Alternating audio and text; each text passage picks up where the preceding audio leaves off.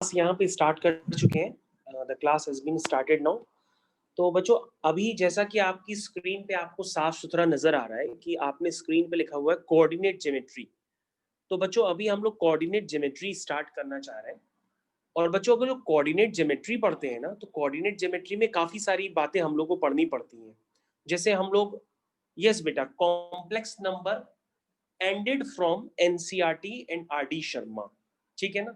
and the remaining part of competitive is done by MAT sir, ठीक है बेटा। तो जो कॉम्प्लेक्स नंबर का जो कॉम्पिटेटिव पार्ट जो भी होता है वो क्लास 12th में आपको पढ़ाएंगे MAT सर, ठीक है ना। अभी उसका पोर्शन इतना ही होता है जो आपको स्कूल लेवल पे कवर करना होता है। आई थिंक मेरी आवाज सभी को आ रही होगी। तो अब हम लोग जो NCERT लेवल यानी RD शर्मा से या थोड़ा बहुत और ज्यादा जितनी कोऑर्डिनेट ज्योमेट्री होती है वो आपको पहले कवर करनी होगी। तो कोऑर्डिनेट ज्योमेट्री पहले हम लोग कवर करने जा रहे हैं। मेरी आवाज सब तक पहुंच रही होगी। तो कोऑर्डिनेट ज्योमेट्री में बेटा हम लोग क्या करेंगे, सबसे पहले कई सारे पार्ट्स पढ़ने होते हैं। सबसे पहले हम लोग कोऑर्डिनेट ज्योमेट्री में पढ़ते हैं स्ट्रेट लाइन, ठीक। फिर दूसरे नंबर पे पढ़ते हैं हम लोग सर्किल, मतलब कोनिक्स आता है। अब कोनिक्स में कई सारे डिवीजन हो जाते हैं। कोनिक्स में डिवीजन हो जाता है सबसे पहले सर्किल का, ठीक है। फिर हो जाता है पैराबोला का। यस बेटा बोलते रहो। सर ये उसी के कंटिन्यूएशन में कि अलग से नया चैप्टर है? एलिप्स का।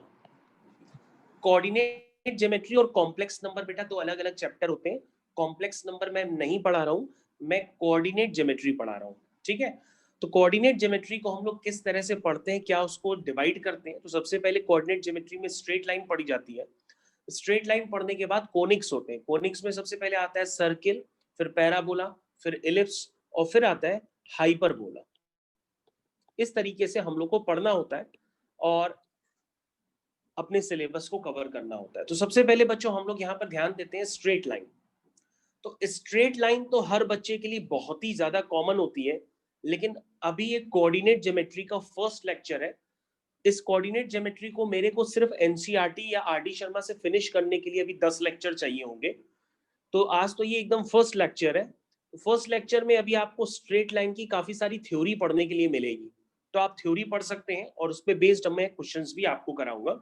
बस आपको पेशेंस के साथ बैठना होगा। तो सबसे पहले मैंने आपको बता दिया किस तरह से हम लोग स्टार्टिंग करने जा रहे हैं। तो सबसे पहले स्ट्रेट लाइन की बात करते हैं। तो बच्चों जब स्ट्रेट लाइन की बात करते हैं तो हर बच्चा जानता है कि स्ट्रेट लाइन में सबसे पहले क्या आता है, एक डिस्टेंस फॉर्मूला होता है। तो डिस्टेंस फॉर्मूला तो हर बच्चा ही जानता होगा। डिस्टेंस फॉर्मूला मतलब डिस्टेंस बिटवीन टू पॉइंट्स। ये 2 पॉइंट्स है आपके x1 y1 और दूसरा पॉइंट है आपका x2 y2। इन दो पॉइंट्स के बीच की डिस्टेंस हर बच्चा जानता है निकालना। लेकिन अगर हम उसको प्रूफ करना चाहें with the help of coordinate geometry तो हम उसको प्रूफ भी कर सकते हैं। इसका प्रूविंग काफी आसान होती है। ये कोई रफ एंड टफ काम नहीं कर रहा हूं मैं। जैसे मैं कहता हूं कि मेरे को ए पॉइंट तक पहुंचना है, तो मैं ओरिजिन से सबसे पहले x1 चलूंगा और फिर मैं y एक्सिस के अलाउंग पहले मैं y1 चलूंगा। तो ये हम लोग के पास आ जाएगा पॉइंट x1 y1। बेटा ये चैप्टर का नाम है कोऑर्डिनेट ज्योमेट्री। उसमें हम लोग पढ़ने जा रहे हैं बेटा स्ट्रेट लाइन, ठीक है। ओके, इसका नाम है बेटा चैप्टर का नाम कोऑर्डिनेट ज्योमेट्री।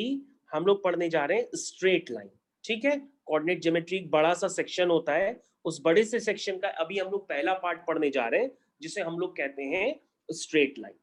तो आप लोग सभी अपनी कॉपी में वंस अगेन हेडिंग डाल सकते हैं कोऑर्डिनेट ज्योमेट्री और उसके अंडर हेडिंग डालेंगे स्ट्रेट लाइन और आज की डेट डाल दीजिए। ओके बच्चों, तो बच्चों मैंने सबसे पहले क्या करने जा रहा हूं, मैं लिखने जा रहा हूं डिस्टेंस बिटवीन टू पॉइंट्स। तो डिस्टेंस बिटवीन टू पॉइंट्स, ऐसा नहीं है कि आप ये पहली बार सुन रहे हैं। आपने दो पॉइंट्स के बीच की डिस्टेंस पहले भी सुनी है। आप ऐसा थोड़ी नहीं ये पहली बार पढ़ रहे हैं। तो दो पॉइंट्स के बीच की डिस्टेंस आपने पढ़ी है। तो जैसे मैंने ए के कोऑर्डिनेट लिखे हैं x1 y1, बी के कोऑर्डिनेट लिखे हैं x2 y2। तो ए का मतलब क्या हुआ कि अगर मेरे को ए तक पहुंचना है तो मैं एक्स एक्सिस के अलाउंग पहले x1 चलूंगा, फिर y एक्सिस के अलाउंग y1 चलूंगा, तब मेरे को ए पॉइंट ऑब्टेन होगा। फिर बी पॉइंट को ऑब्टेन करने के लिए पहले मैं एक्स एक्सिस के अलाउंग x2 चलूंगा, y एक्सिस के अलाउंग y2 चलूंगा, तब मेरे को बी पॉइंट ऑब्टेन होगा। अब बच्चों यहाँ पे थोड़ी सी हम लोग ज्योमेट्री फॉलो करते हैं और ज्योमेट्री फॉलो करते ही हमारे पास ये ए बी डिस्टेंस आ जाती है। इसके लिए बच्चों हम लोग एक ज्योमेट्री फॉर्म करके एक राइट एंगल ट्रायंगल का फॉर्मेशन करते हैं। ठीक है, तो बच्चों ये लेंथ कितनी हो जाएगी, ये लेंथ हो जाएगी x2 माइनस x1, सभी बच्चों को क्लियर होगा। और ये लेंथ हो जाएगी y2 माइनस y1। अब बच्चों सभी लोग ये बता सकते हैं कि एक राइट एंगल ट्रायंगल है, in triangle A C B angle C is equal to 90 degree, और आप होपफुली जानते हैं कि 90 डिग्री के सामने हाइपोटेनियस होता है, तो आप लिखेंगे हाइपोटेनियस का square is equal to base का स्क्वायर प्लस परपेंडिकुलर का स्क्वायर। अब ये मत कहिएगा कि पाइथागोरस थ्योरम की प्रूविंग कराऊं, पाइथागोरस थ्योरम क्लास 10th में होती है, उसको आपको ऐसे डायरेक्टली लर्न करना है, उसकी प्रूविंग की अभी कोई नीड नहीं है। बाय द वे इसको प्रूव करना काफी आसान होता है, सिमिलैरिटी का चैप्टर आपने पढ़ा था क्लास 10th में, उसी को यूज करके आप प्रूव करते थे। ओके, तो बाय द वे मेरे को यहाँ पे तो डिस्टेंस निकालना है, तो ए बी डिस्टेंस अब आप निकाल सकते हैं। दिस इज बहुत क्लियर कट, अब आपको समझ में आ गया होगा, this is known as distance formula.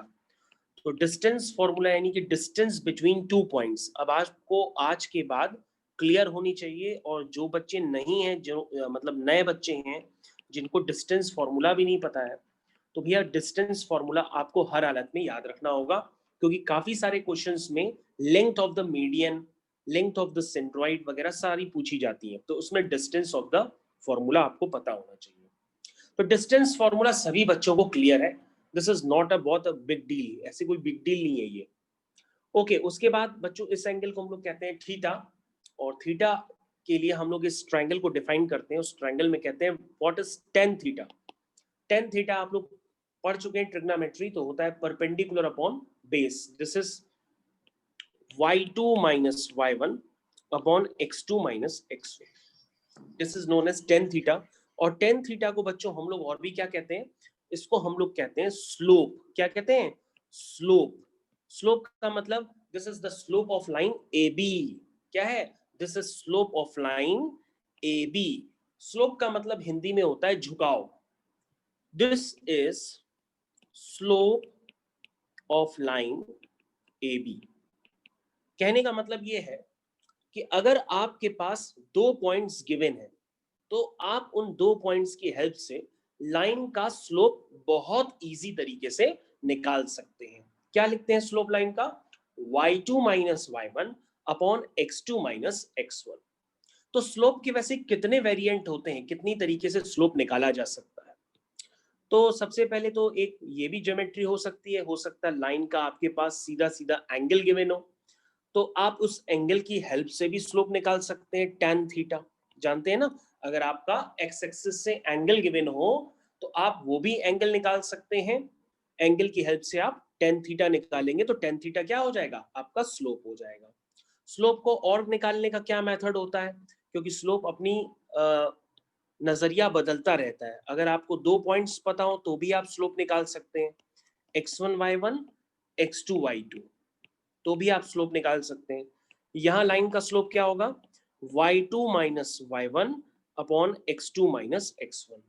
ठीक है, और स्लोप कैसे निकाल सकते हैं, और स्लोप निकालने का क्या मेथड होता है, एक फॉर्म होता है जिसको हम लोग कहते हैं slope intercept form of line, वो भी होता है। तो slope intercept form of line ये भी आप जानते होंगे, और नहीं जानते हैं तो उसको आप रिवाइज कर लीजिए। Slope intercept form of line क्या होता है, ये सभी बच्चों को पता होना चाहिए, और नहीं पता है तो आप सीख लीजिए। This is called slope intercept form of a line. तो जैसे ये मैंने अभी आपके सामने एक लाइन ड्रॉ की है, और इस लाइन की इक्वेशन होती है, इस लाइन की इक्वेशन होती है y is equal to M x plus c. तो m को हम लोग क्या कहते हैं, इस लाइन का स्लोप होगा, और जो c होता है c is known as y axis intercept. कैसे y एक्सिस इंटरसेप्ट है, क्योंकि बच्चों अगर आप इसमें x की वैल्यू 0 डाल दोगे तो y की वैल्यू क्या आएगी, c आएगी, इसलिए हम इस इक्वेशन में कहते हैं c को क्या है हमारा, c is known as y axis intercept. Intercept का मतलब होता है कि y एक्सिस में उसने कितना पोर्शन कट किया है, दिस इज कॉल्ड इंटरसेप्ट। तो c is called y axis intercept, और m को क्या कहते हैं, m होता है slope of line.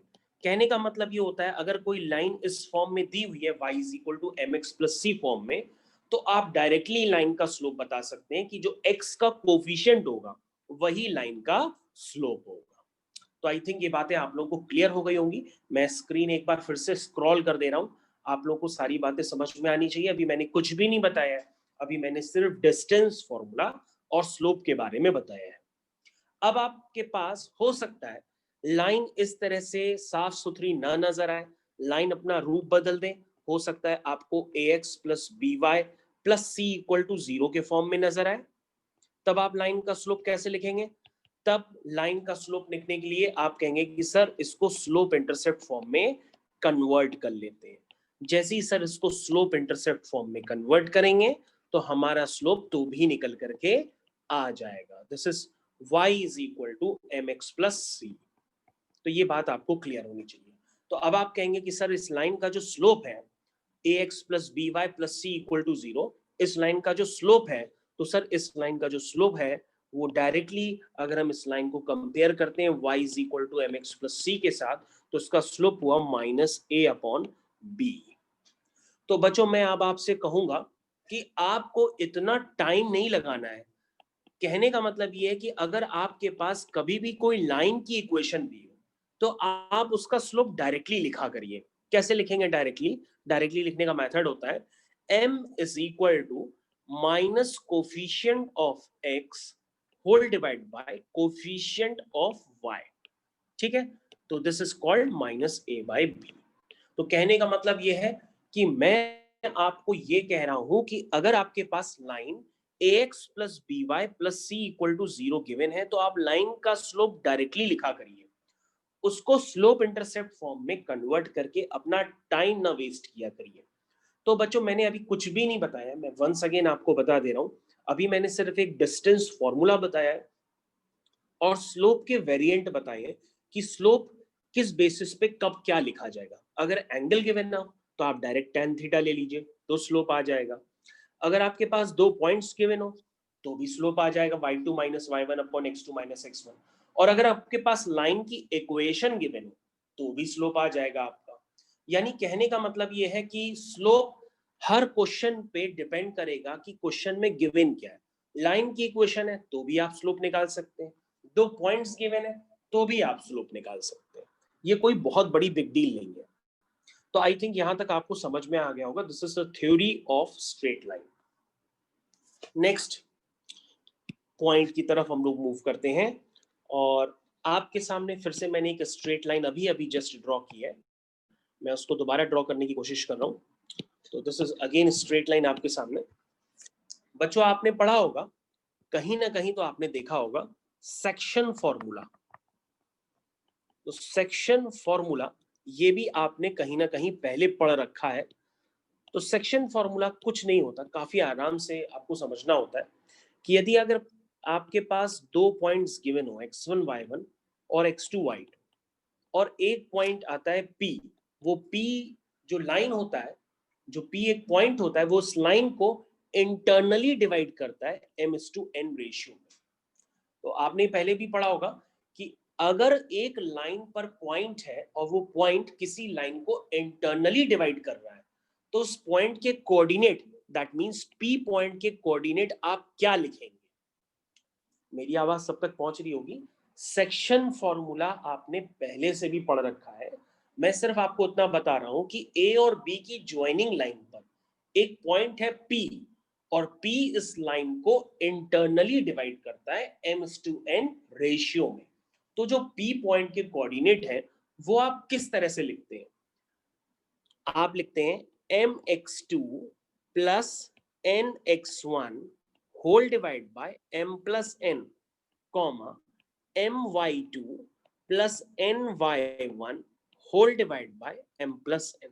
I think ये P पॉइंट जो उस लाइन को इंटरनली डिवाइड कर रहा है उसके कोऑर्डिनेट सभी लिखने जानते हैं। और अब आप नहीं भी जानते हैं तो आप सीख गए हैं कि सेक्शन फॉर्मूले में इस P पॉइंट को किस तरह से लिखा जाएगा। और फिर आप क्या कहते हैं, इसका आप एक्सटेंशन कर देते हैं। एक्सटेंशन कैसे करते हैं? आप हेडिंग डालते हैं मिड पॉइंट फॉर्मूला। क्या हेडिंग डालते हैं? Mid point formula. तो आप कहते हैं ये P point becomes the mid point, ये P पॉइंट मिड पॉइंट भी बन सकता है, लेकिन कब? जब ये जो रेशियो हो, या तो वो 4:4 हो, या तो 5:5 हो, या 6:6 हो। मतलब P पॉइंट अगर इस लाइन को इस तरीके से डिवाइड करे कि रेशियो क्या बन जाए, ओवरऑल 1:1 बन जाए, तो वहां क्या बन जाता है आपका? वहां बन जाता है आपका मिड पॉइंट फॉर्मूला। तो मिड पॉइंट फॉर्मूले के लिए आपको कुछ नहीं करना होता है, सिर्फ इतना सा काम करना होता है, m की जगह भी 1 डालना है और k की जगह भी और n की जगह भी आपको 1 डालना है।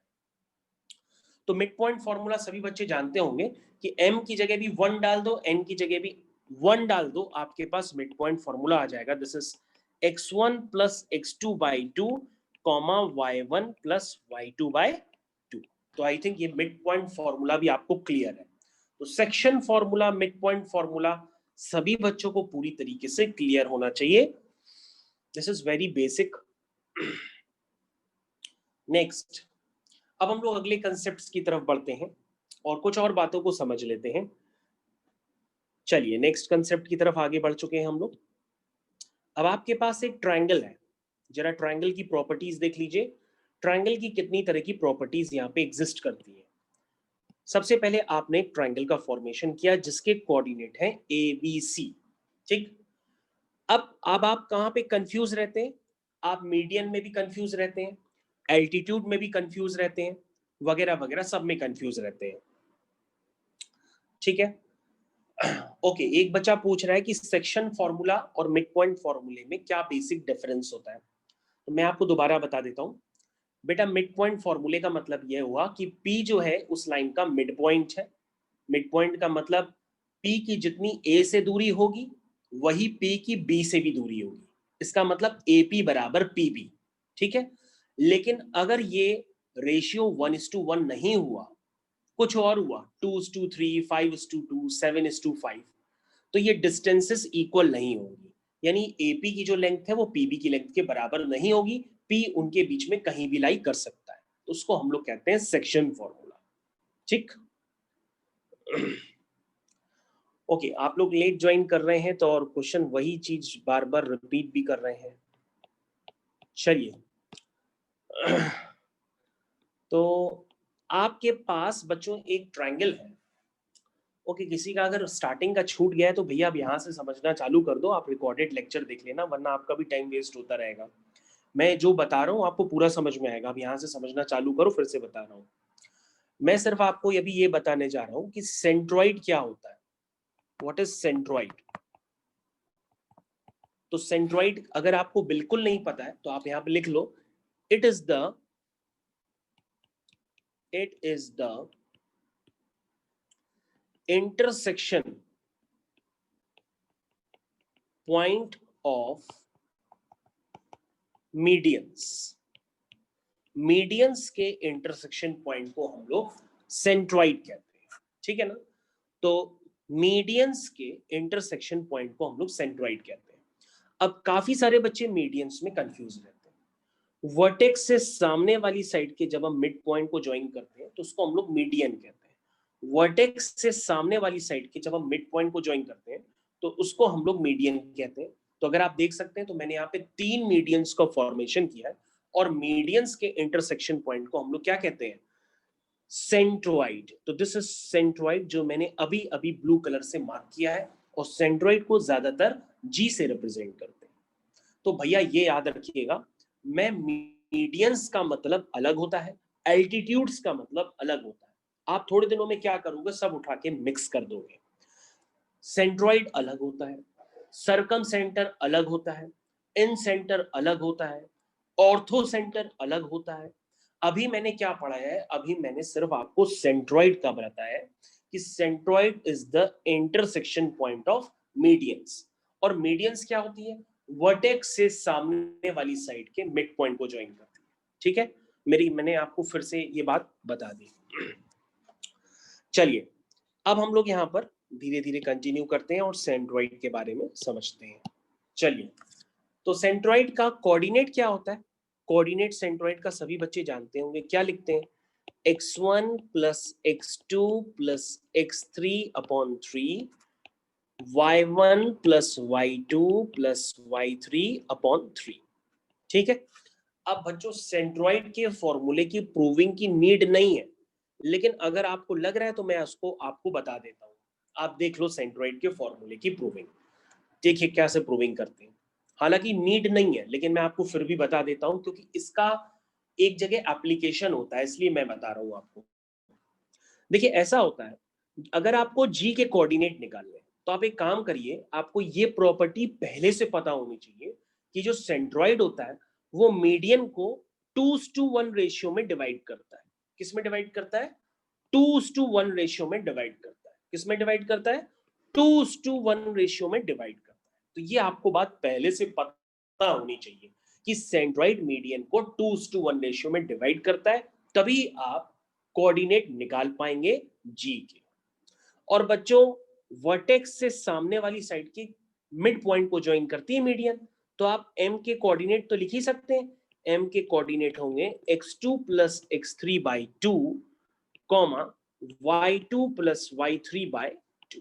तो आई थिंक ये बात आपको क्लियर हो गई। ठीक है, अब बच्चों हर कोई ये काम कर सकता है। मैंने आपके लिए क्या किया कि कंपैरिजन आसान लगे, आप सेंट्रॉइड का फॉर्मूला जल्दी प्रूफ कर ले, इसलिए मैंने एक लाइन अलग से ड्रॉ कर दी है। अब बच्चों देखिए आपको करना क्या है, आपको इस जी के कोऑर्डिनेट निकालने हैं। ये आपका ए पॉइंट है x1 y1 और ये आपका m पॉइंट है x2 plus x3 by 2 comma y2 plus y3 by 2। अब बच्चों ये जी पॉइंट क्या करता है, इस लाइन को 2:1 रेशियो में डिवाइड करता है। तो अब आप जी के कोऑर्डिनेट तो लिख सकते हो ना, तो जी के कोऑर्डिनेट लिख दो, आपका प्रूविंग हो गया। कैसे लिखेंगे? According to section formula, 2 times x2 plus x3 by 2 plus 1 times x1 whole divide by m plus n। m की जगह 2 है, n की जगह 1 है, कॉमा नेक्स्ट पॉइंट लिखिए 2 times y2 plus y3 upon 2 plus 1 times y1 whole divide by 1 plus 2। Okay, तो बच्चों ये आपको ध्यान देना होगा। ठीक है, तो ये this is the property of the centroid कि वो मीडियन को हमेशा किस रेशियो में डिवाइड करता है? 2:1 में। तो 2:1 आपको लिखना होता है, 1:2 नहीं लिखना होता है। This is called 2:1। तो बच्चों अगर आप इस एक्सप्रेशन को सिंप्लीफाई करेंगे तो आपके पास सीधे सीधे सेंट्रॉइड के कोऑर्डिनेट निकल आएंगे, जो ये आपके ऊपर की तरफ लिखे हुए हैं। ठीक है, तो आई थिंक सभी बच्चों को ये बात क्लियर हो गई होगी। ठीक है, तो सेंट्रॉइड की प्रूविंग मैंने आपको करा दी है, सेंट्रॉइड क्या होता है समझा भी दिया है, अब आप भूलिएगा नहीं। नेक्स्ट चलिए, नेक्स्ट हेडिंग डालिए आप लोग, सरकम सेंटर। सरकम सेंटर, सरकम सेंटर क्या होता है इसको भी आप समझ लीजिए। क्या बोल रहे हैं बेटा आप? सर स्क्रॉल कर दीजिए ऊपर।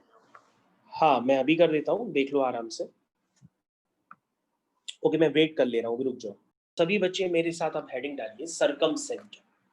अब बच्चों आपने सरकम सेंटर की कहानी पहले भी कहीं ना कहीं देखी है और नाम इसका सुना है। ठीक है, तो सरकम सेंटर क्या होता है? अब मैं यहां पर सरकम सेंटर के लिए क्या बताऊंगा। ओके बेटा मैं फिर से आपको बता दे रहा हूँ, आपका जो भी कॉम्प्लेक्स नंबर है वो आपके स्कूल लेवल पे कवर हो गया है। जो रिमेनिंग कॉम्प्लेक्स नंबर है वो क्लास 12th में आपको पढ़ाया जाएगा और उसको एमएटी सर ही पढ़ाएंगे। ठीक है, या मैं पढ़ाऊंगा, लेकिन वो क्लास 12th में पढ़ाया जाता है काफ़ी बड़े लेवल पे। ठीक है, तो अभी आपको जितना पढ़ाया गया वो आपके लिए कंपलसरी सेक्शन था, इसलिए आपको पढ़ा दिया गया है। अब आप पढ़ने जा रहे हैं बच्चों, ये स्ट्रेट लाइन हम लोग पढ़ रहे हैं, तो ये स्ट्रेट लाइन ही कंटिन्यूएशन तब से चल रहा है। ठीक है, और स्ट्रेट लाइन में मैं अभी काफी सारी चीजें बता भी चुका हूं, जैसे distance formula, slope, centroid, section formula, mid point formula. This is a theory of straight line and this is a first lecture of coordinate geometry. तो कोऑर्डिनेट ज्योमेट्री को हम लोग कई सारे सेक्शंस में पढ़ते हैं, जिसमें पहला सेक्शन आता है स्ट्रेट लाइन। तो अभी हम लोग स्ट्रेट लाइन ही पढ़ रहे हैं। आई थिंक जिन बच्चों ने लेट ज्वाइन किया होगा अब आप समझ गए होंगे कि मैं क्या बता रहा हूं। चलिए, तो बच्चों सरकम सेंटर, तो सरकम सेंटर क्या होता है बच्चों? सरकम सेंटर के लिए कुछ नहीं करना होता है, आप जो लाइंस है ना, जितनी भी लाइंस है, let's say A B, B C, C A, इन लाइंस का आपको परपेंडिकुलर बाइसेक्टर ड्रॉ करना होता है। अब आप ये मत कहिएगा कि परपेंडिकुलर बाइसेक्टर भी ड्रॉ करने नहीं आता है, तो परपेंडिकुलर बाइसेक्टर ड्रॉ करने आता होना चाहिए मतलब। तो ये परपेंडिकुलर बाइसेक्टर्स का इंटरसेक्शन पॉइंट होता है, तो इसको आप कंपास से बनाते हैं। अब आपको याद आ गया होगा जिस तरह से मैंने आर्क बनाई है, इन आर्क को देख करके आपको कुछ याद आ गया होगा। तो आपको याद रखना होगा द परपेंडिकुलर बाइसेक्टर्स का जो इंटरसेक्शन पॉइंट होता है उसको हम लोग कहते हैं सरकम सेंटर। तो circumcentre is what? The intersection point of perpendicular bisectors. क्या लिखेंगे आप? Intersection point of perpendicular bisector, ठीक है। तो intersection point of perpendicular bisector is known as circumcentre. ध्यान दो बच्चों, intersection point of perpendicular bisectors known as circumcentre. तो सरकम सेंटर आपने देख लिया किस तरह से बनाया गया है। तो ये सरकम सेंटर का कोऑर्डिनेट है, इसको आप ओ लिख सकते हैं, मैंने ओ लिख दिया इसको। तो इसकी क्या प्रॉपर्टी होती है, इसको हम निकालते कैसे हैं, इसको कैलकुलेट कैसे करते हैं, ये हम लोग को समझना पड़ेगा कि ये कैलकुलेट कैसे किया जाता है। हालांकि काफी आसान काम होता है, जिसको प्रॉपर्टी पता होगी वो उसको कैलकुलेट कर ले जाता है। क्या प्रॉपर्टी पता होगी कि circumcentre is equidistant from all three vertices. याद रखना होगा, सरकम सेंटर, देखिए मैं बताने के साथ लिख भी रहा हूं तो आप भी लिखिए, circumcentre is equidistant from all three vertices. Circumcenter is equidistant from all three vertices. कहने का मतलब ये है, जितनी डिस्टेंस ये होगी उतनी ही डिस्टेंस ये होगी, उतनी ही डिस्टेंस ये होगी। दैट मीन्स क्या प्रॉपर्टी मिली? OA बराबर OB इक्वल टू OC। ठीक, अब आप क्या कहेंगे? आप कहेंगे सर O को सेंटर मान करके OA रेडियस या OB रेडियस या OC रेडियस लेकर के जो हम सर्कल ड्रॉ करेंगे उस सर्कल को कहेंगे सरकम सर्कल। क्या कहेंगे? सरकम सर्कल। तो आपने पहले भी पढ़ा है कि सरकम सर्कल कहां होता है? ट्रायंगल के बाहर होता है। तो देखिए मैंने सरकम सर्कल अभी अभी आपके सामने बनाया है, दिस इज कॉल्ड सरकम सर्कल। तो सरकम सर्कल ट्रायंगल के बाहर होता है और इन सर्कल के तो सरकम सर्कल जो होता है वो ट्रायंगल के बाहर होता है और इन सर्कल जो होता है वो ट्रायंगल के अंदर होता है। तो अभी मैं आपको वो भी बताऊंगा कि इन सर्कल कैसे बनता है। बाय द वे आपको इतनी बात पहले पता होनी चाहिए कि सरकम सेंटर क्या है। Circumcentre is the intersection point of perpendicular bisectors. और इसकी प्रॉपर्टी क्या होती है? It is equidistant from all three vertices. That means OA is equal to OB is equal to OC. तो आई थिंक सभी को समझ में आ गया होगा। ओके, अब बच्चों अगर O पॉइंट निकालना हो तो ये तो आपके बाएं हाथ का काम है, इसके लिए कोई फॉर्मूला थोड़ा ना होता है। आप क्या करेंगे? O पॉइंट को लेट कर लेंगे, H, K या A, B, कुछ भी आप लेट कर लीजिए। फिर आप क्या करेंगे? OA बराबर OB एक इक्वेशन बनाएंगे डिस्टेंस फॉर्मूले से, मतलब जितनी डिस्टेंस O और A के बीच की है उतनी डिस्टेंस O और B के बीच की है। तो OA बराबर OB उससे एक इक्वेशन बन जाएगी। फिर OB बराबर OC उससे दूसरी इक्वेशन बन जाएगी। दो इक्वेशन सॉल्व कर लेंगे तो आपका पास जो सरकम सेंटर है A, B जो आपने लेट किया होगा वो निकल आएगा। तो दिस इज वेरी इजी, बस आपको ये पता होना चाहिए कि सरकम सेंटर की प्रॉपर्टी क्या होती है। तो आई थिंक समझ में आ गया होगा। ओके, तो उसको हम लोग क्वेश्चंस में करेंगे और बाकी आपने समझ तो गया, आप लोग समझ गए होंगे अच्छी तरीके से व्हाट इज सर्कमसेंटर, क्या होता है सर्कमसेंटर। नेक्स्ट, अब आपके पास बच्चों फिर से आ रहा है दूसरा कंसेप्ट। फिर से आप ट्रायंगल का फॉर्मेशन करिए, और ट्रायंगल के फॉर्मेशन के बाद अब आपको यहाँ पर कुछ और बातें भी समझनी पड़ेंगी। आपके लिए एकदम नया नाम आ रहा है, उसका नाम होता है ऑर्थोसेंटर। पहले हेडिंग डालिए ऑर्थोसेंटर। इससे रिलेटेड जो भी क्वेश्चंस है वो सब एनसीईआरटी में है, मैं आपको एक एक करके करा दूंगा। पहले आप कंसेप्ट समझ लीजिए, क्योंकि कंसेप्ट्स ही नहीं पता होंगे तो आपको क्वेश्चंस फिर टफ लगना चालू हो जाएंगे। चलिए, तो आई होप आप लोग ने एनसीईआरटी से कॉम्प्लेक्स नंबर लगाया होगा, आपको बेहद आसान लगा होगा और आपने काफी जल्दी जल्दी क्वेश्चंस कर लिए होंगे। ओके, तो आपके पास नेक्स्ट जो आ रहा है वो क्या है, ऑर्थोसेंटर। तो सभी बच्चे अपनी कॉपी में हेडिंग डालिए ऑर्थोसेंटर। चलिए मेरे साथ हेडिंग डालिए ऑर्थोसेंटर। क्या होता है ऑर्थोसेंटर, समझिए। अब आपको करना ये है कि वर्टेक्स से सामने वाली साइड के मिड पॉइंट को ज्वाइन नहीं करना है। अगर मिड पॉइंट को ज्वाइन करेंगे तो वो तो मीडियन होती है। अब आप वर्टेक्स से सामने वाली साइड पे सीधा सीधा परपेंडिकुलर ड्रॉप करेंगे। वर्टेक्स से सामने वाली साइड पे सीधा सीधा परपेंडिकुलर ड्रॉप करेंगे, परपेंडिकुलर ड्रॉप करेंगे। इन परपेंडिकुलर्स को हम लोग मैथमेटिकल लैंग्वेज में कहते हैं एल्टीट्यूड्स। क्या कहते हैं, एल्टीट्यूड्स। और अब आपको बात क्लियर हो गई होगी, the intersection point of altitudes known as orthocentre. बोलो समझ में आ गया, इंटरसेक्शन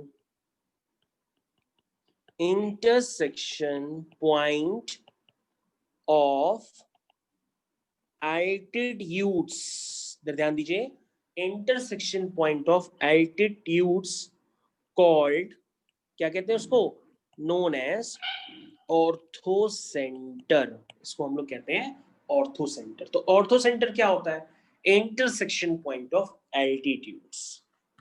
अब हम लोग इसको निकालते कैसे, वो भी हम लोग लेटर ऑन क्वेश्चंस में देखेंगे। पहले आपको पता होना चाहिए व्हाट इज ऑर्थोसेंटर, एल्टीट्यूड्स के intersection point known as orthocentre. तो where is orthocentre, this is point जिसको मैं अगेन किसी दूसरे नंबर से मार्क कर देता हूं, मान लो m ले दिया, तो this point m is called orthocentre. तो सभी बच्चों को समझ में आ गया होगा। अब उसको फिर से लिख देते हैं, ये है पॉइंट m, ठीक। तो ऑर्थोसेंटर इज द, क्या है, एल्टीट्यूड्स का इंटरसेक्शन पॉइंट। और याद रखिएगा एल्टीट्यूड्स अलग होती है, मीडियंस अलग होती है, मिक्स उठा के मत कर दीजिएगा, फिर आपका गलत हो जाएगा। नेक्स्ट कंसेप्ट की तरफ हम लोग बढ़ते हैं और हेडिंग डालते हैं यहाँ पे इन सेंटर। सभी बच्चे यहाँ पे हेडिंग डालिए incentre. What is incentre, कैसे दिखता है ये। सबसे पहले आप ट्रायंगल का फॉर्मेशन करिए। अगेन ये आपने फिर से ट्रायंगल का फॉर्मेशन किया है। ट्रायंगल का फॉर्मेशन करने के बाद पहले आप समझिए इन सेंटर कैसे बन जाता है। तो ध्यान देंगे सभी बच्चे यहाँ पर, this is called interior angle bisectors. क्या है ये, इंटीरियर एंगल बाइसेक्टर्स। क्या है ये, इंटीरियर एंगल बाइसेक्टर्स। तो this is the intersection point of interior angle bisectors. ये बात आपको समझ में आनी चाहिए। तो आप इंटीरियर एंगल्स बाइसेक्ट किस तरह से करते हैं, ये आर्क लगाते हैं, फिर ऐसे करते हैं। तो आई थिंक आप लोग को सभी बातें ये समझ में आ गई होगी। This is interior angle bisectors के इंटरसेक्शन पॉइंट को कहते हैं इन सेंटर, जिसको हम आई से भी रिप्रेजेंट कर सकते हैं। तो this is, it is intersection point of interior angle bisector, interior angle bisector। तो ये क्या होता है, ये इंटीरियर एंगल बाइसेक्टर्स का इंटरसेक्शन पॉइंट होता है, इसको हम लोग कहते हैं इन सेंटर।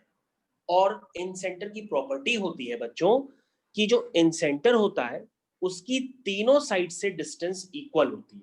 मतलब जितनी डिस्टेंस ये होगी उतनी डिस्टेंस ये होगी, उतनी डिस्टेंस ये होगी। और बच्चों कभी भी अगर हम डिस्टेंस का नाम कहते हैं तो डिस्टेंस मींस शॉर्टेस्ट डिस्टेंस, और शॉर्टेस्ट डिस्टेंस हमेशा कैसी होती है? परपेंडिकुलर डिस्टेंस होती है, ठीक है ना?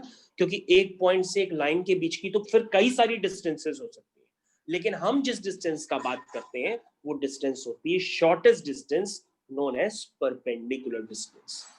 तो बच्चों मैंने आपको क्या बताया था? जरा स्क्रीन स्क्रॉल करते हैं और ऊपर की तरफ जाते हैं। मैंने बताया था कि circumcentre is equidistant from all three vertices, but incentre is equidistant from all three sides. ये आपको ध्यान देना होगा। तो आप लिख लीजिए, incentre is equidistant from all three sides,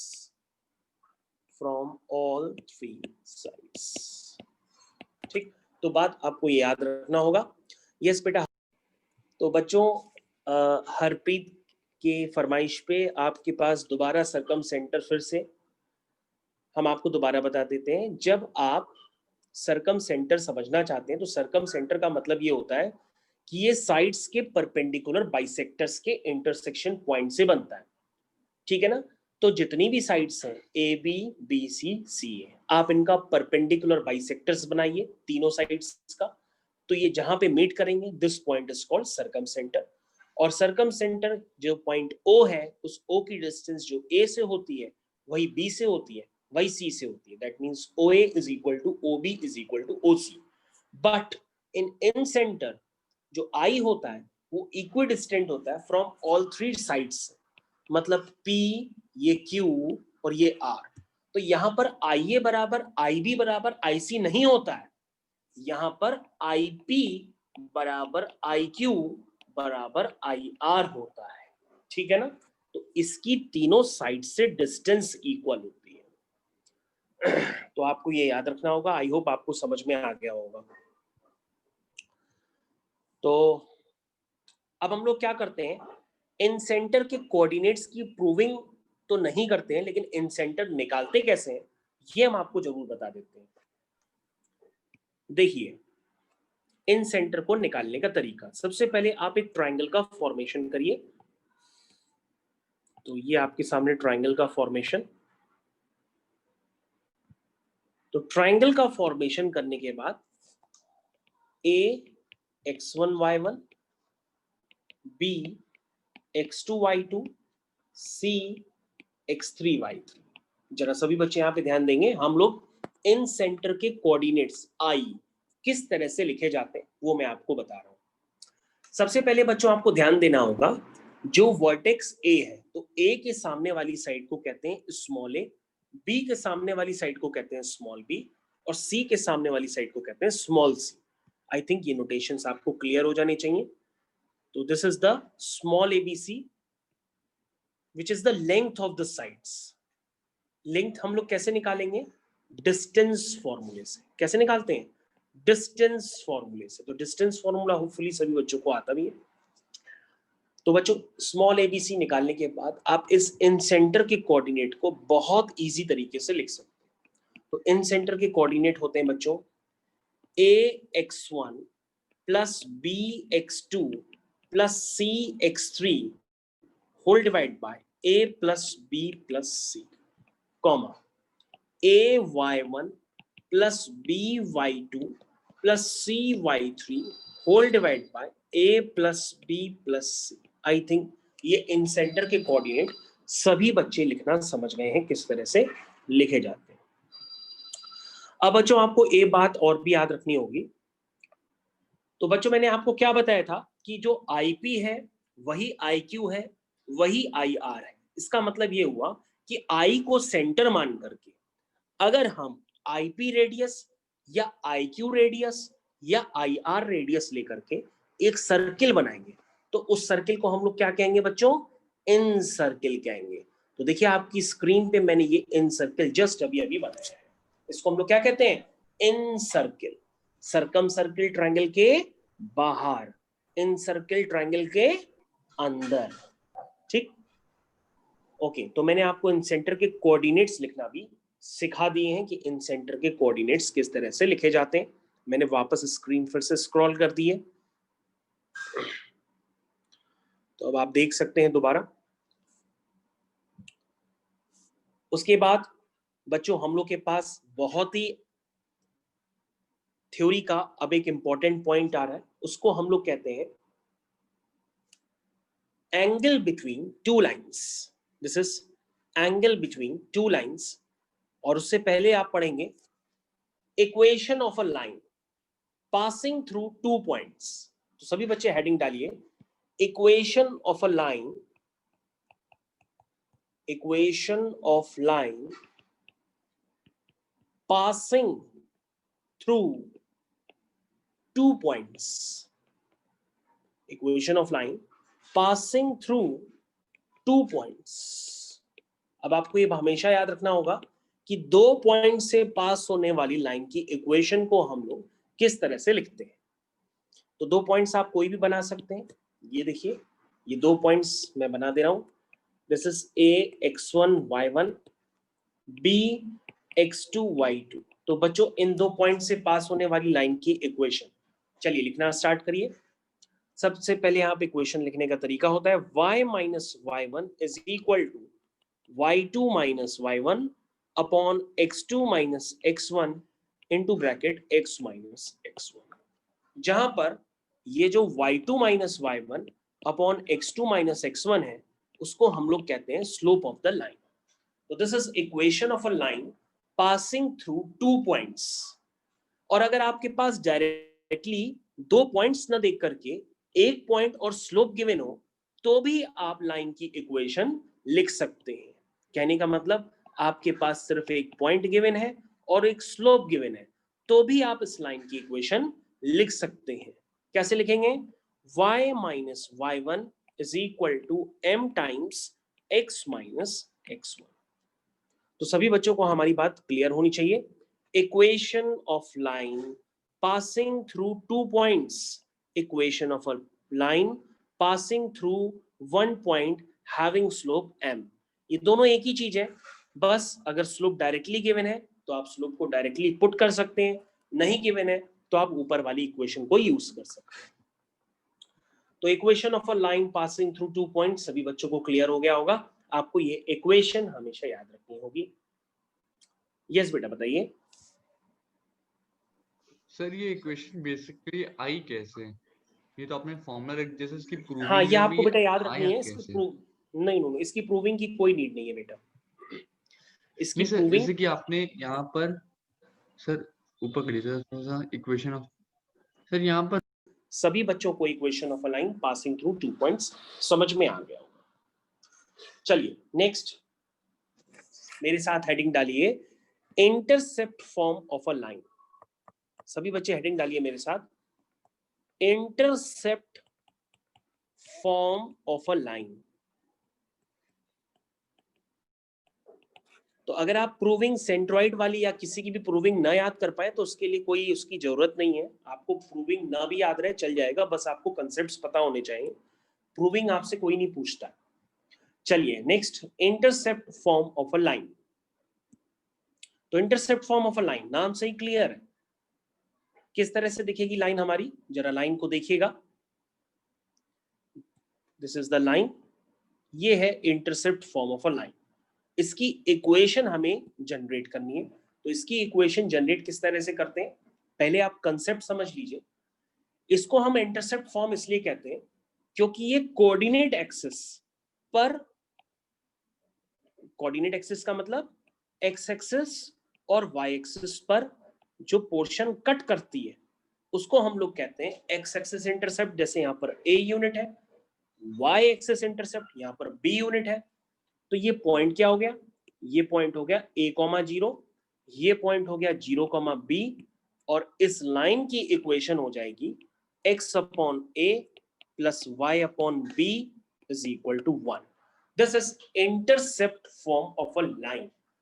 intercept form of a line का मतलब क्लियर कट है, आपके पास जो लाइन का फॉर्मेशन होगा वो 100% लाइन कोऑर्डिनेट एक्सिस में कट कर रही होगी। यानी उसके पास एक्स एक्सिस इंटरसेप्ट भी होगा और वाई एक्सिस पे भी इंटरसेप्ट होगा, तभी हम उसको कहते हैं intercept form of a line.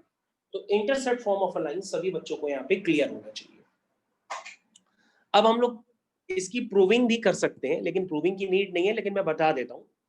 अब आप एक काम कर लो, आप ए पॉइंट जो है उसको लिख लो, ये क्या है a,0, बी पॉइंट है उसको लिख लो 0,b, ये आपका हो गया x1 y1 और ये आपका हो गया x2 y2।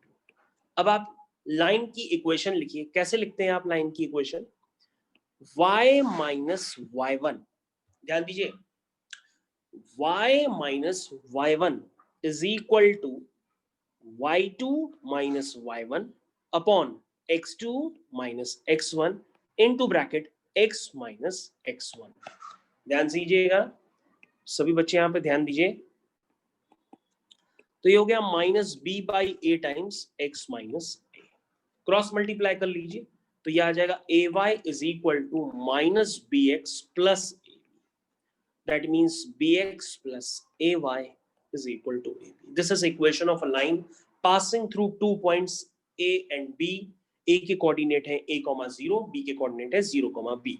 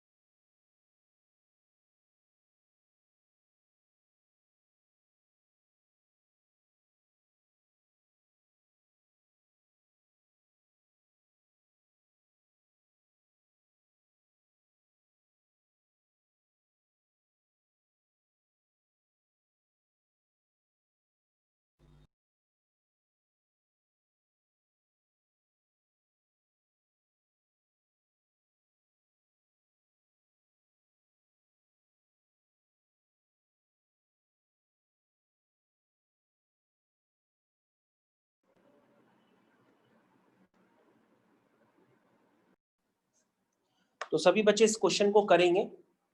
Question number 12 NCERT page number 220। Question है find the equation of line that cuts off equal intercepts. Find the equation of the line that cuts off equal intercepts on the coordinate axis, that is x-axis and y-axis, and passes through the point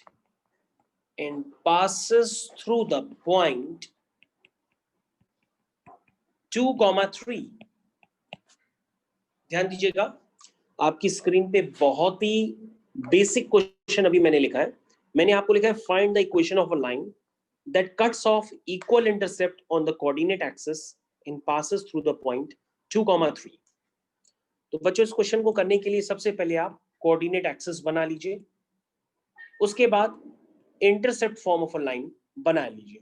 तो इतना बनाने के बाद आपको question में साफ साफ लिखा हुआ नजर आएगा कि ये जो इंटरसेप्ट है कोऑर्डिनेट एक्सिस पे वो बराबर है, इक्वल का मतलब वो बराबर है, इसका मतलब ये ए यूनिट है तो ये भी आपका ए यूनिट है, ये इसका मतलब ये कोऑर्डिनेट हुए a, 0 और ये कोऑर्डिनेट हुए 0, b। अब बच्चों इस ए बी लाइन की इक्वेशन आप लिख सकते हैं क्योंकि अभी मैंने आपको सिखाया लिखना equation of line A B क्या होती है, x upon a plus y upon b is equal to 1, यही तो होती है ना। लेकिन यहाँ पे जो b है वो किसके इक्वल है, वो भी a के इक्वल है, क्योंकि क्वेश्चन में लिखा है कि यहाँ पर ये जो कट करती है वो इक्वल इंटरसेप्ट कट करती है, इसलिए ये वाला b क्या बन जाएगा, a बन जाएगा। बोलिए भाई समझ में आया। तो a के कोऑर्डिनेट हो गया 0, a, बी के कोऑर्डिनेट हो गया a,0, तो आपकी नेट मिला के इक्वेशन बन गई x upon a y upon a is equal to 1. This is called intercept form of a line concept. अब आपको क्लियर कट क्वेश्चन में लिखा है कि ये लाइन पास कर रही है 2,3 से. अगर कोई लाइन किसी पॉइंट से पास करती है तो वो पॉइंट उसको क्या करेगा, सेटिस्फाई करेगा. तो आप यहां पे लिखेंगे line passes through point, line passes through point 2,3, hence it satisfies it. ये क्या करेगा, ये इसको सेटिस्फाई करेगा. सेटिस्फाई करने का मतलब क्या होता है, x की जगह 2 डाल देंगे और y की जगह 3 डाल देंगे. ठीक है, तो ये हो गया 2 upon a plus 3 upon a, that means 5 by a is equal to 1, that means a is equal to 5. अब बच्चों a की वैल्यू आ गई तो आप लाइन की इक्वेशन भी लिख सकते हैं, आपका फाइनल आंसर आ सकता है. तो आपका आंसर क्या था बच्चों, x upon a plus y upon b is equal to 1. क्योंकि जो a है वही b है, क्योंकि आपको क्लियर कट दिया हुआ था कि this line cuts of equal intercept on x axis and y axis. तो आई थिंक क्वेश्चन आप लोग को बहुत अच्छे से क्लियर हो गया होगा. Next question on your screen, that is next one question, question number 13 on NCERT page number 220. Okay, find the equation of line, find the equation of line passing through the point 2,2 and cutting off intercepts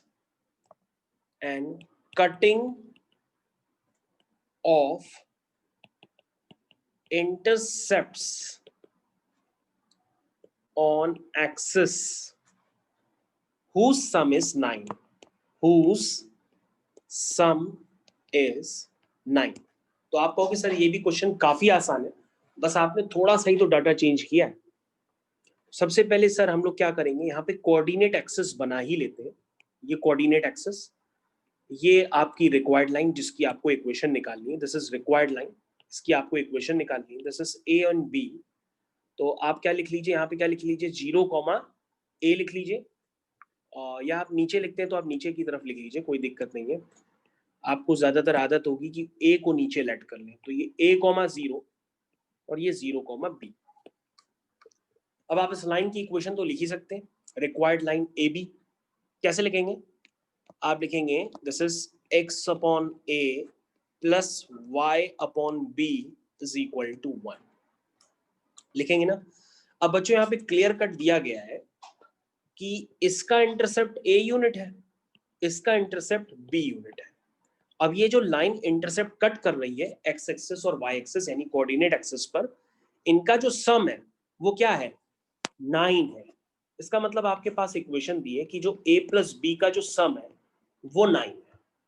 ठीक है, अब आप क्या करिए बच्चों, यहां पर थोड़ा बहुत आपको सॉल्व करना पड़ेगा. क्या सॉल्व करेंगे, चलिए मेरे साथ लिखिए. सबसे पहले लिखिए x upon a plus y upon b is equal to 1, और a प्लस b आपके पास क्या गिवन है, 9 गिवन है. हम नहीं कह रहे, क्वेश्चन में लिखा है. तो x upon a plus y upon b, b की जगह आप क्या डाल देंगे, 9 माइनस से इक्वल टू 1. अब क्वेश्चन में साफ साफ दिया है कि ये जो लाइन है ये 2,2 से पास हो रही है. हम कुछ नहीं कह रहे, क्वेश्चन में ही गिवन है. अगर 2,2 से पास हो रही है तो 2,2 क्या करेगा, इसको सेटिस्फाई करेगा. तो हम इसको सेटिस्फाई करा देते हैं. अगर कोई बच्चा इसको सिंप्लीफाई कर सकता है तो वो मेरे को बता दे कि यहां पर a की क्या वैल्यू आ रही है. कोई भी एक सिंगल बच्चा, मैं वेट कर रहा हूं.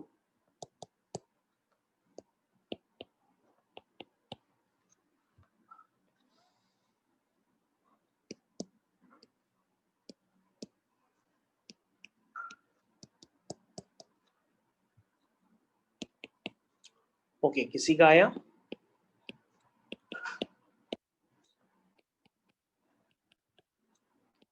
बच्चों ये इक्वेशन बन रही है.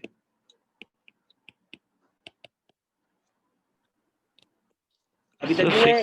3 and 6. 3 and 6. हाँ चलो ठीक है, चलो कोई तो है जिसका निकला।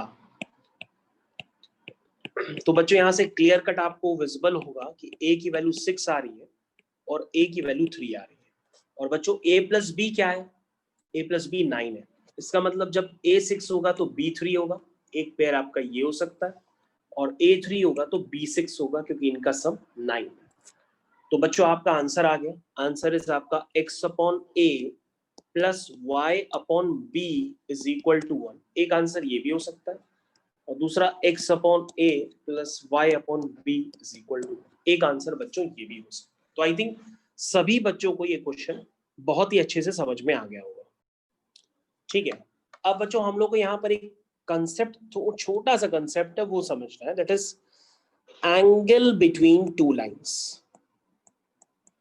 एंगल बिटवीन टू लाइंस, दो लाइंस के बीच का एंगल क्या डिफाइन किया गया है वो अब आपको उस स्टेज पे पता होना चाहिए। उसकी प्रूविंग नहीं करनी है, आपको बस पता होना चाहिए। मैं चलो प्रूविंग भी एक दो टर्न बाद बता दूंगा, लेकिन उसकी नीड नहीं है। लेकिन अभी आप जो है इतना याद रखो जो मैं बता रहा हूँ, दो लाइंस के बीच का angle, this is the angle between two lines. और ये जो दो लाइंस है, एक का स्लोप m1 है और दूसरे का स्लोप m2 है। तो बेटा जो एंगल बिटवीन टू लाइंस होता है उसको किस तरह से लिखा जाता है, that is tan theta is equal to mod of m1 minus m2 upon 1 plus m1 m2। ये होता है एंगल बिटवीन टू लाइंस। अब आप कहोगे सर ये मॉड क्यों लगाते हैं आप? हमने कहा बेटा ये जो थीटा होता है ना, बेसिकली ये एक एक्यूट एंगल होता है, और एक्यूट एंगल 0 से 90 के बीच में होता है, और उसका हम tan थीटा लेंगे तो वो पॉजिटिव ही होता है। इसलिए हम लोग यहाँ पे पहले से ही tan थीटा को पॉजिटिव रखने के लिए RHS में मॉड लगा देते हैं। अगर आप मॉड नहीं लगाना चाहते हैं थीटा तो मत ये वाला लगाइए। फॉर्मूला केवल एक्यूट एंगल के लिए वैलिड है। यस बेटा, अभी ये फॉर्मूला सिर्फ एक्यूट एंगल्स के लिए। तो बच्चों अभी आपको याद रखना होगा कि आगे फिर और भी कंसेप्ट बढ़ते चले जाएंगे, और आपके पास tan थीटा की डेफिनेशन अचानक एक और बनेगी, लेकिन वो मेरे को अभी काफी पढ़ाना पड़ेगा, मतलब होमोजीनियस कर्व वगैरह की तरफ जाना पड़ेगा, तब मैं आपको बताऊंगा कि वहां पर tan थीटा जनरलाइज किस तरह से किया जाता है। अभी तो आपको सिर्फ इतना ही याद रखना है कि angle between two lines that is known as tan theta, वो होता है mod of m1 minus m2 upon 1 plus m1 m2। तो ये बात आपको याद रखनी होगी, और आगे चल करके जब मैं आपको homogeneous curve, non homogeneous curve, ये सब बातें बताऊंगा आगे चल के, मतलब 3 से 4 लेक्चर बाद, तो आप लोगों को वो सारी चीजें और भी समझ में आएंगी कि हाँ ये सब कैसे चल रहा था रियलिटी में। तो ठीक है बच्चों, यहाँ तक आपको समझ में आ गया होगा। तो हम लोग यहाँ से आगे कंटिन्यू करते हैं और यहाँ पे कंडीशंस बना लेते हैं, जो कंडीशंस हम लोग की यूज हो रही है एनसीईआरटी में। तो कंडीशंस क्या है? मान लीजिए आपका थीटा 0 हो गया। थीटा 0 होने का मतलब क्या हुआ, समझते हैं आप? इसका मतलब ये हुआ कि पहली लाइन भी ये है और दूसरी लाइन ये है। थीटा 0 होने का मतलब ये क्या है, ये लाइंस आपस में क्या हो गई हैं, पैरेलल हो गई हैं। लाइंस आपस में क्या हो गई हैं, पैरेलल हो गई हैं। तो लाइंस अगर पैरेलल हो जाएंगी तो उनके बीच का एंगल क्या होगा, 0।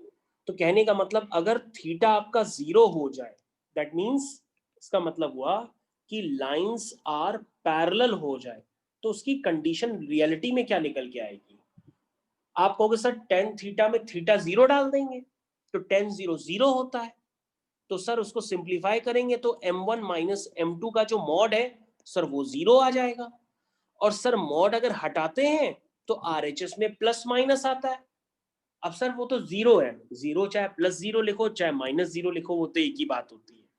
तो दैट मीन्स यहां से आ जाएगा m1 बराबर m2। अब आपको ये बात याद रखना होगा कि अगर लाइंस पैरेलल होती हैं, अगर लाइंस पैरेलल होती हैं तो उनके स्लोप्स क्या होते हैं, इक्वल होते हैं। If lines are parallel then slopes are equal. ठीक है, this is condition for parallel lines. ठीक ठीक है, this is condition for parallel lines. आपको ध्यान देना होगा, पैरेलल लाइंस का मतलब क्या हुआ कि उनके स्लोप क्या होंगे, इक्वल होंगे। ठीक है, अब आप कहोगे सर दूसरी कंडीशन हम आपकी समझ गए। अब आप कहेंगे कि sir lines are perpendicular, lines are perpendicular. अगर परपेंडिकुलर लाइंस होगी तो उनके बीच का एंगल क्या होगा, 90 डिग्री होगा। तो आप क्या लिखेंगे, tan 90 is equal to mod of m1 minus m2 upon 1 plus m1 m2, यही तो लिखेंगे। लेकिन बच्चों tan 90 तो अनडिफाइंड होता है, तो अनडिफाइंड को आपको बताया गया होगा ना किस तरह से लिखते हैं। अनडिफाइंड को अनडिफाइंड नहीं लिखते, अनडिफाइंड को क्या लिखते हैं, 1 अपॉन 0 लिखते हैं। तो tan 90 का अनडिफाइंड का मतलब क्या हुआ, 1 अपॉन 0।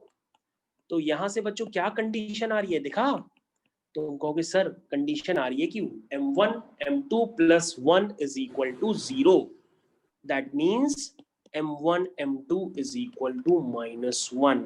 इसका मतलब, हाँ, इसका मतलब अगर लाइंस परपेंडिकुलर होती हैं तो उनके स्लोप्स का प्रोडक्ट -1 होता है। ये आपको याद रखना होगा। फॉर परपेंडिकुलर लाइंस, तो लाइंस अगर परपेंडिकुलर होंगी बच्चों तो उनके स्लोप्स का प्रोडक्ट क्या होगा, -1 होगा। ये आपको याद रखना है, ठीक है। चलिए अब हम लोग क्वेश्चंस करते हैं आगे। और तो हम लोग क्वेश्चंस आगे कंटिन्यूएशन में ले रहे हैं और आपको समझाना स्टार्ट कर रहे हैं, जरा समझिएगा आप। ओके, तो नेक्स्ट क्वेश्चन की तरफ हम लोग मूव करें, और काफी इजी क्वेश्चन होगा, काफी इजी, मतलब इतना इजी कि आपने सोचा भी नहीं होगा कि ये भी क्वेश्चन हो सकता है। देखिए क्वेश्चन है बच्चों, find the equation of the line, find the equation of line parallel to line 3x plus 2y is equal to 8 and passes through point 0,1। तो बच्चों आपको इसका आंसर निकालना है। एक लाइन की इक्वेशन निकालनी है, गिवन लाइन के पैरेलल है और 0,1 से पास कर रही है। अगर आपको कोऑर्डिनेट ज्योमेट्री बहुत टफ लगती है तो आप डायग्राम्स की हेल्प जरूर लिया करिए। ये आपकी रिक्वायर्ड लाइन है, इसकी आपको इक्वेशन निकालनी है। सर और ये 3x required plus line, 2y minus 2। Okay good. तो ये जो रिक्वायर्ड लाइन है बच्चों किससे पास कर रही है, 0,1 से। और रिक्वायर्ड लाइन एक गिवन लाइन के पैरेलल है। वो गिवन लाइन क्या है, 3x plus 2y is equal to 8। और बच्चों मैंने अभी आपको बताया अगर लाइंस पैरेलल होंगी तो उनका स्लोप सेम होगा, मतलब इसका स्लोप अगर m है तो इसका भी स्लोप m ही होगा। और बच्चों मैंने आपको थोड़ी देर पहले बिगिनिंग लेक्चर में बताया था कि अगर आपके पास लाइन गिवन होती है तो उसका स्लोप आप कैसे लिखते हैं, उसको आप स्लोप इंटरसेप्ट फॉर्म में कन्वर्ट नहीं करेंगे, डायरेक्ट लिखेंगे। स्लोप होता है minus coefficient of x upon coefficient of y, यानी इस लाइन का स्लोप कितना हो गया, -3/2। तो बच्चों लाइन की इक्वेशन आ गई, क्या होती है standard, y minus y1 is equal to m times x minus x1। तो दिस इज द पॉइंट आपका x1 y1 जो 0,1 की तरह ट्रीट कर रहा है और स्लोप आपका -3/2 है। तो ये सारी कंडीशंस इसमें आप पुट कर दीजिए, आपके पास आंसर आ जाएगा। तो आई थिंक सभी बच्चों को क्लियर हो गया होगा। दिस इज द आंसर, जिसको आप अपनी कॉपी में ही सिंप्लीफाई कर लीजिए, मैं सिंप्लीफाई नहीं कर रहा हूं। This is the answer. तो समझ में आ गया होगा आपको, क्वेश्चन तो इजी है, टफ तो है नहीं, ठीक है। अगला क्वेश्चन, नेक्स्ट क्वेश्चन भी हम लोग करेंगे और नेक्स्ट क्वेश्चन का आंसर आप ही को निकालना होगा। मैं देखता हूं आपको समझ में आया कि भी नहीं आया। तो नेक्स्ट क्वेश्चन के लिए तैयार हो जाइए। क्वेश्चन है आपका, find the equation of, find the equation of the perpendicular from the point P -1, -2 on the line 3x plus 4y minus 12 is equal to 0. Find the equation of the perpendicular from the point on the line. Also find the coordinates of foot of perpendicular. तो बच्चों question काफी easy है। अगर आप diagram बनाते हैं, question को proper करते हैं, तो क्वेश्चन आपसे हो जाएगा। तो इस क्वेश्चन का जवाब सबसे पहले हर्षिल बताएगा, पहले नंबर पे। तो हर्षिल रेडी हो जाओ बेटा, आंसर बताओ उसका। और दूसरे नंबर पे बताएगा पीयूषी बताएगी नेक्स्ट दूसरे नंबर पे। तो इन दो लोगों के जवाब आने चाहिए, एक हर्षिल और एक पीयूषी।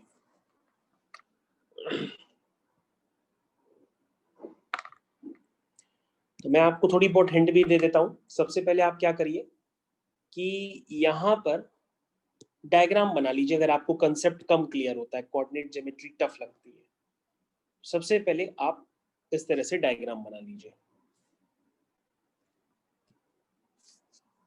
तो आपके पास क्या गिवन है, एक पॉइंट गिवन है, पॉइंट के कोऑर्डिनेट आपको क्लियर कट विजिबल है -1 -2, और दूसरी आपको एक लाइन गिवन है, लाइन है आपके पास 3x + 4y - 12 = 0।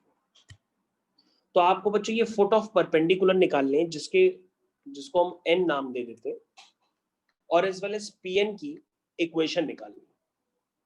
तो आप कहोगे sir it is very easy.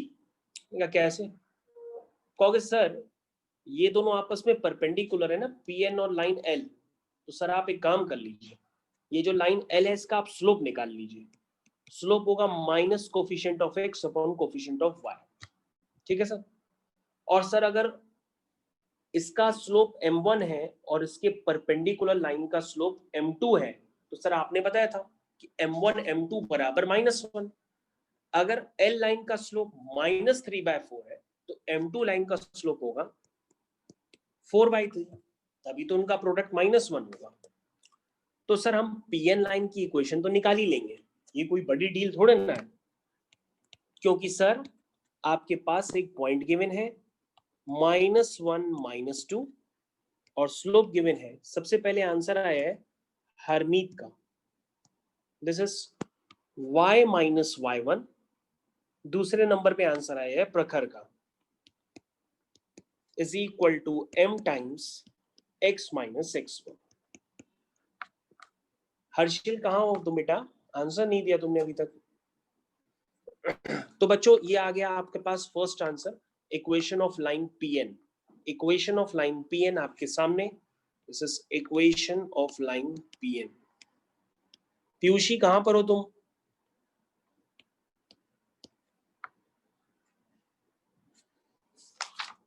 आवाज आ रही है मेरी? क्या ऐसी तुम लोग सुन रहे हो, मजे ले रहे हो?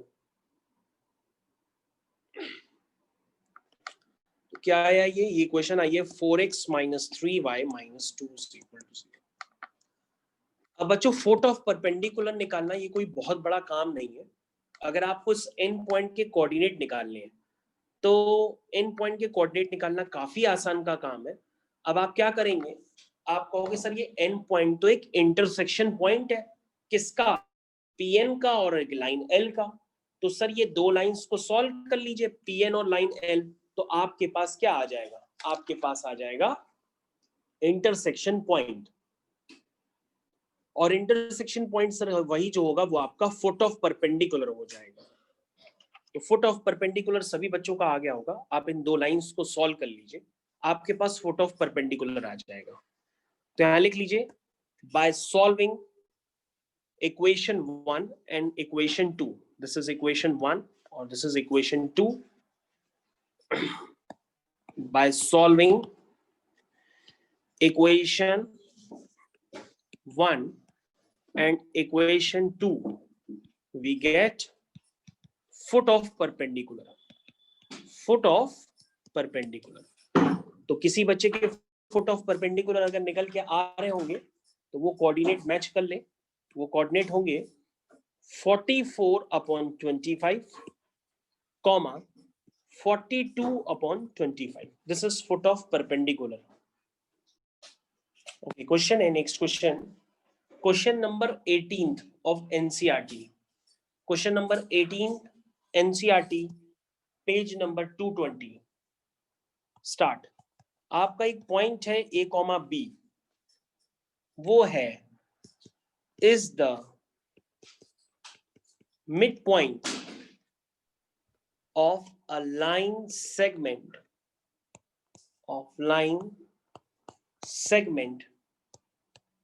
between axis. Show that equation of line is x upon a plus y upon b is equal to 2. सभी बच्चे ध्यान दें, इस क्वेश्चन को आपको करना है. आपको मैंने आंसर पहले से ही दे दिया है तो आपको क्वेश्चन ये टफ नहीं लगेगा. आंसर आपके पास पहले से ही गिवन है. तो क्वेश्चन में क्या गिवन है हम लोग देख लेते हैं. आपके पास अगेन ये intercept form of a line पे क्वेश्चन मैंने दिया हुआ है और intercept form of a line ये काफी इंपॉर्टेंट होता है, इसलिए मैं आपको बार बार इसके क्वेश्चन बता रहा हूं. तो आपके पास क्या गिवन है कि ये जो लाइन है जिसको नाम दे रहे हैं आप ए और बी, तो ये पॉइंट आप क्या लिखते हैं, ज्यादातर ए लिखते हैं, तो आप उसको ए ही लिख लीजिए. तो ये ए पॉइंट है आपका a,0 और बी पॉइंट है आपका 0,b. और ये जो लाइन है ये पास हो रही है किससे, एक पॉइंट से जिसके कोऑर्डिनेट है a,b. तो बच्चों अब आपको यहाँ पे समझना पड़ेगा, कुछ बातें यहाँ पर. आप क्वेश्चन जरा दोबारा देखिए क्या गिवन है. देखिए क्वेश्चन में गिवन है कि एक पॉइंट है a,b, वो मिड पॉइंट है line segment between the axis. तो बच्चों line segment between the axis कहां पर है, ये ए बी लाइन है. ये ए बी लाइन कहां है, between the axis, line segment between the axis. इस लाइन का आपके पास मिड पॉइंट गिवन है, दिस इज a,b. अब आपको इस ए बी लाइन की इक्वेशन निकालनी है. तो आप कहोगे सर इक्वेशन निकालने के लिए आपको एक्स एक्सिस और वाई एक्सिस इंटरसेप्ट पता होने चाहिए. वो तो पता है नहीं, आपके पास तो सिर्फ एक मिड पॉइंट पता है P A,B. तो आप कैसे निकालेंगे. तो हमने कहा ए पॉइंट को हम लेट कर लेते हैं, दिस इज, इसको लेट कर लेते हैं x1, 0, इसको लेट कर लेते हैं 0, y1. इस तरह से हमने इसको लेट कर लिया. अगर मैंने x1 और y1 निकाल लिए तो हम अपना आंसर लिख लेंगे. फिर कैसे लिखेंगे, x/x1 plus y/y1 is equal to 1. लेकिन x1 y1 निकाले कैसे, तो तुम कहोगे sir it is very easy. A और बी का जो मिड पॉइंट है वो P है, तो मिड पॉइंट फॉर्मूला यूज कर लीजिए. कैसे लिखेंगे, mid point of line A B is P. कैसे लिखेंगे, चलिए हम लिखिए x1 प्लस 0/2, 0 प्लस y1/2. तो बच्चों ये x कोऑर्डिनेट और ये y कोऑर्डिनेट मैंने लिखा है अभी मिड पॉइंट फॉर्मूला यूज करके. और ये बच्चों मिड पॉइंट हम लोग को पहले से ही गिवन है, क्या है वो, a,b. तो बच्चों यहाँ पे x1/2 हो जाएगा a और y1/2 हो जाएगा b. तो हो जाएगा x1 2a, y1 2b. तो आपके पास लाइन की इक्वेशन आ जाएगी x/a, y/b is equal to 1. तो a की जगह क्या है x1, b की जगह क्या है y1 इज इक्वल टू 1. तो अब आप यहाँ पे वैल्यूज पुट करेंगे, आपका आंसर निकल करके जल्द ही आपके पास आ जाएगा. तो दैट मीन्स आपका आंसर अब निकल के आ गया है। इसको आप इस तरह से भी लिख सकते हैं, x upon a plus y upon b is equal to 1। तो आंसर आपका फाइनली आ गया है। This is the answer. सभी बच्चों को क्लियर हो गया होगा।